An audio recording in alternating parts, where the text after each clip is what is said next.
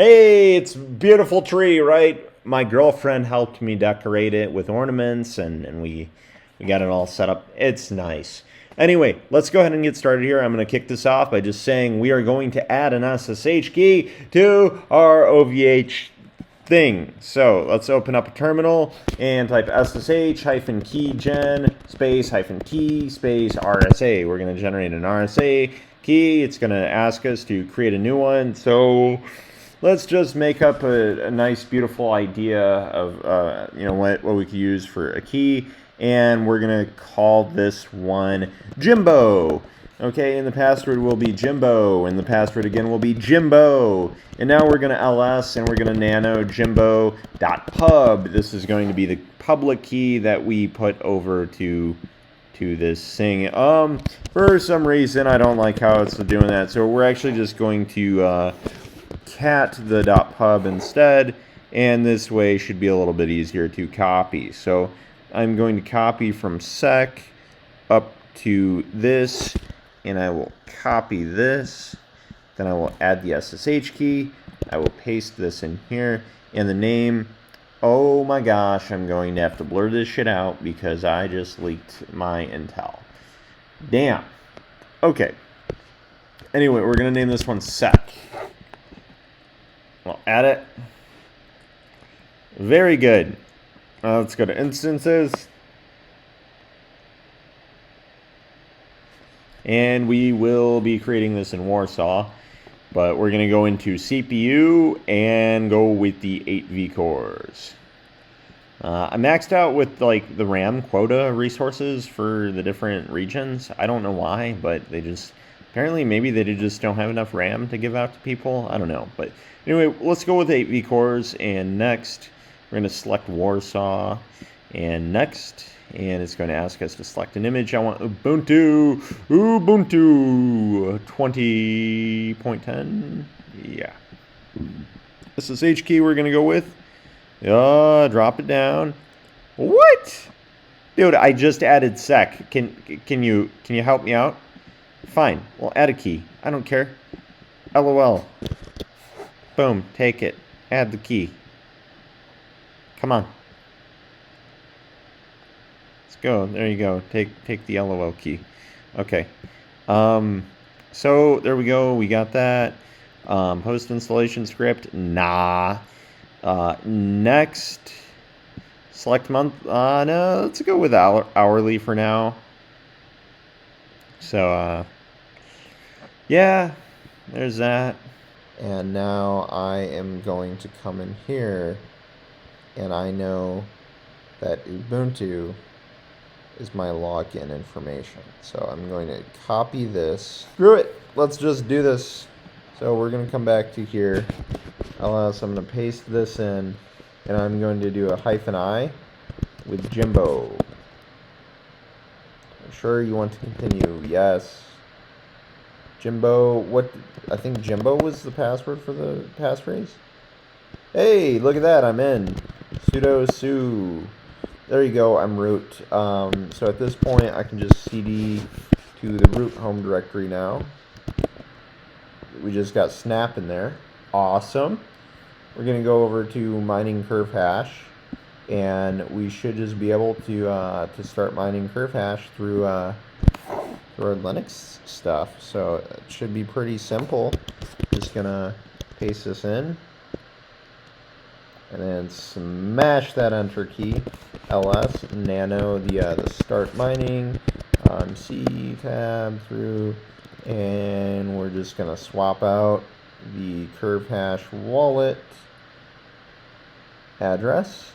Now, this is where you would put your own CurveHash wallet address.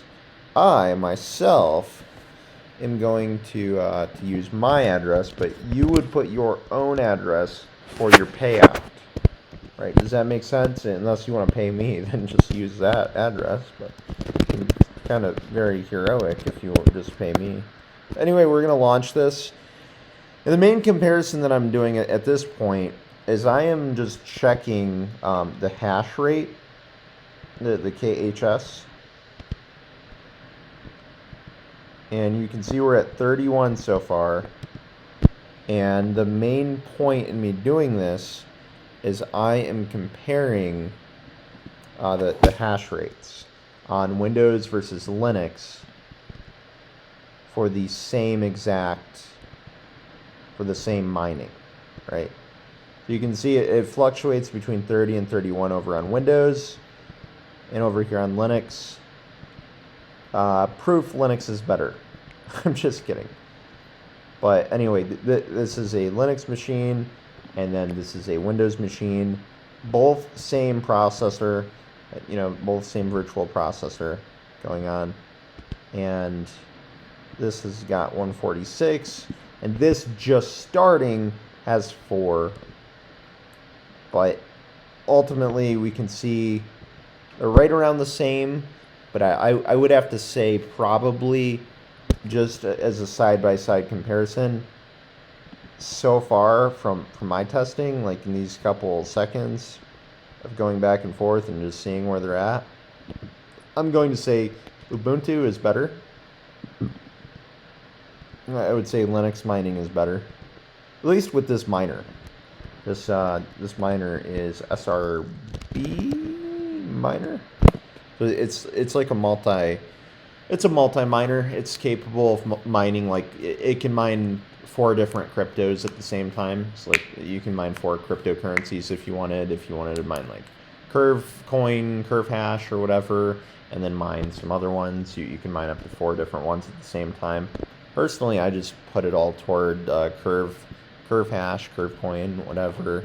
At this very point in time, and let's just out of curiosity, let's go ahead and copy my wallet address, and we are going to go to the CurveHash pool that I'm using. It's rplant.xyz. That's the pool that I'm mining in. So a pool is like a collection of resources where it's like a resource pool. You're resource pooling together to see if you can all collectively work together to mine more, to mine faster, with the main goal of like everybody mining collectively to find a block, and a block reward gives you 70 curve. Or curve coin, curve hash, curve coin hash, curve hash coin, curve hash, whatever the hell you want to call it. I'm going to call it curve. So when I say curve, I'm just talking about the cryptocurrency curve.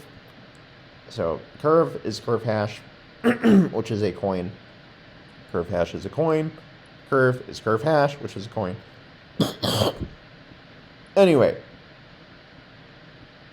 I currently am mining Curve, and you can see I've pasted in my wallet address into lookup over here on rplant's website, which, by the way, this is called YIMP, which is YIIMP. It is an open source like stack for running a pool.